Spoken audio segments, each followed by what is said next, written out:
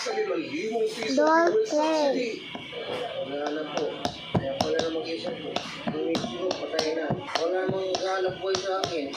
Yun nga lang, wala siya sa listahan. Pero hit niya, sa kabila ng kanyang kondisyon, lehitimong taxi driver daw siya. Matagal na akong taxi driver. 1966 pa ako nag-taxi hanggang ngayon. Wala akong maga hanggang gabi po. You want me to do Pag the nakaupo ko, wala nang problema. Kaya maraming wala sa listahan na nagsadyang dito para sa ayuda. Ang ilan niya, ito na nagpalipas ng magdamag. Kasi ang namin, try lang po namin, makasakali makatikim kami galing sa gobyerno.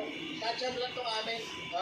podcast? Sa LTFRB, higit sa mas maraming araw ang nagsadya na wala sa listahan kesa yung nakalistahan. Itong preliminary namin, talaga, wala, inaasa lang namin.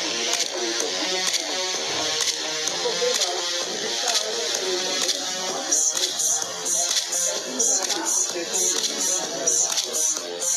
Hey baby girl, what you doing tonight? I wanna see what you got going.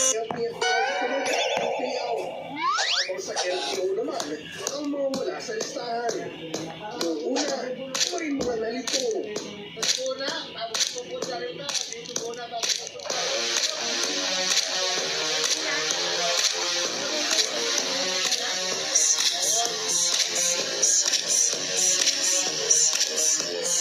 Hey baby girl, what you doing tonight? I wanna see what you got going.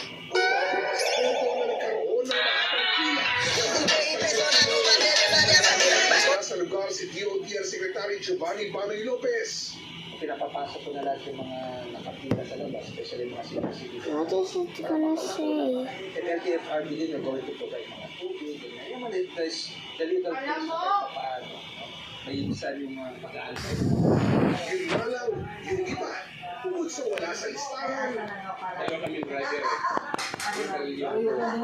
Ngayon, siya nakakuha. Hindi. Nakakasuhan niya.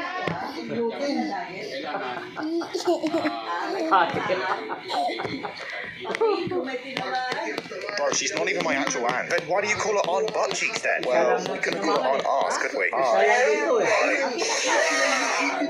did you just... Oh, for fuck's sake. Oh, no, I'm not going to go, bro.